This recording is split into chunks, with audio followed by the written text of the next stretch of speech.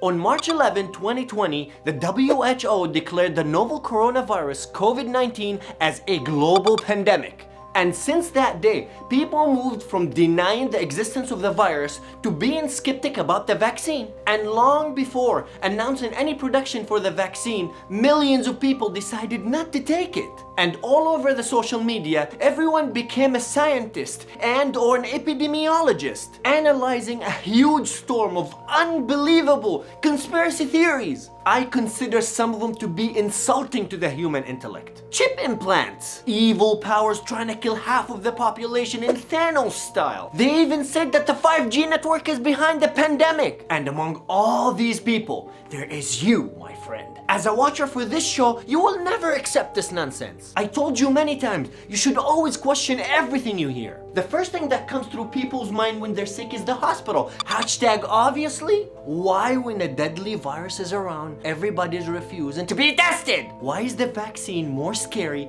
than the virus itself? The vaccine is like a drill or a training for your immune system to fight a certain disease. It imitates a limited infection that urges your immune system to produce B lymphocytes, white blood cells who fight, and T lymphocytes, white blood cells that remember. So we have the B lymphocytes, the warriors, and the T lymphocytes, the Lakers.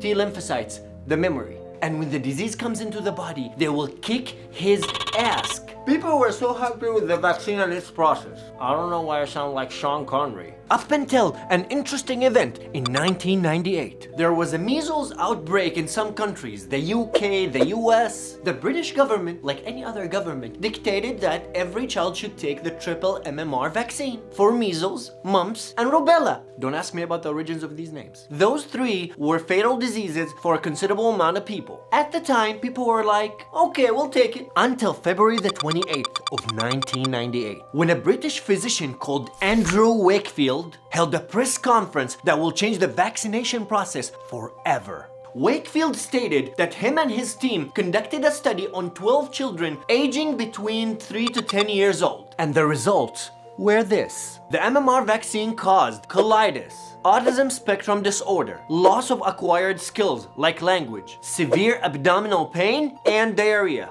8 children out of the 12 developed these symptoms in 6 days average. Their parents blamed the MMR vaccine for this enormous damage. The public reaction was explosive. Protests, lawsuits, any kind of anger you can think of. Vaccination rates in the UK slumped. And not only in the UK, anti-vaccination movements were formed after Wakefield lectured at some autism conferences in the US, calling to boycott the triple vaccine. Adding fuel to the fire, the American actress Jenny McCarthy blamed the vaccine for her son's autism. It was a huge mess. A British journalist in the Sunday Times felt something was off about the study. Brian Deere rolled up his sleeves and started investigating. And after 6 years, the fruits were ripe and ready to harvest. In his book, The Doctor Who Fooled the World, Brian tells the complete story of what he called the most damaging hoax of the 20th century. Wakefield's first mistake was that he announced the results of the study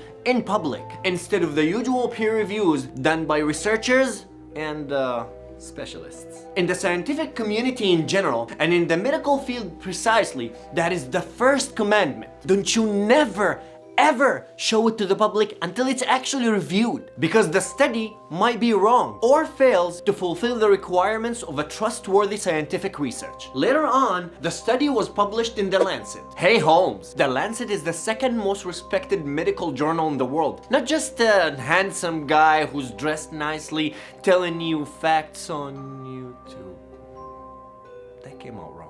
In addition, Brian uncovered the second unethical and unprofessional mistake that Wakefield did. Almost five children means between 4 and 6, not 4.5, were covered with legal aid contracts with the same lawyer.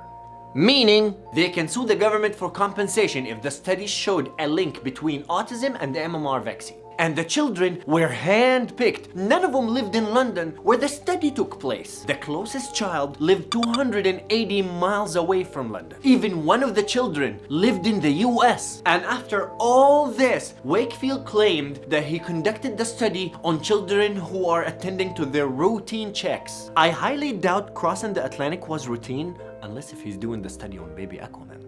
Not only that, almost all of them had prior symptoms and were diagnosed with autism and other diseases. And on top of all of that, the results were not repetitive. Scientifically speaking, it is unacceptable to rule something constant out of a one-time experiment. And his worst secret is that he would benefit financially if the study proved a link between the MMR vaccine and autism.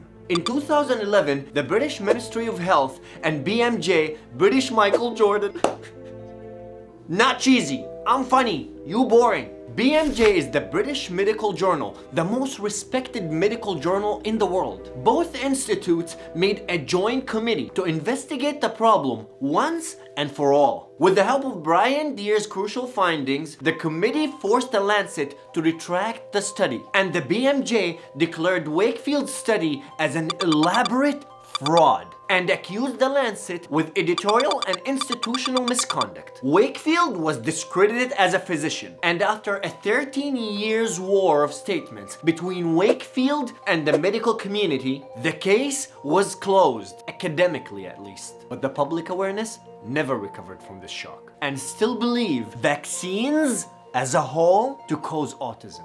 You're probably asking,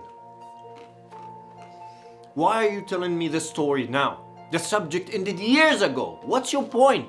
What's your agenda? Excellent question. Hats off to you, my friend. Moral of the story, without this case, all these theories wouldn't have existed in the first place. Vaccines are one of mankind's best medical inventions. It saved millions of lives, if not billions. And of course, not everyone should take it. For people with certain conditions, it could be fatal. But for those who are healthy, does that mean we should just take it just like that, without any questioning? Absolutely not. I trust vaccination as a process. But I don't fully trust those who make it. All they care about is their pockets, their bank accounts, and their stock shares. What you should do? Do your homework before taking any vaccine. Ask your doctor or look online on trusted medical websites like Doctors Without Borders or the Cochrane Collaboration, not WHO, because sometimes they're involved with Big Pharma. That's what they call this pharmaceutical industry, who are accused of manufacturing viruses, including COVID. There's a very minor,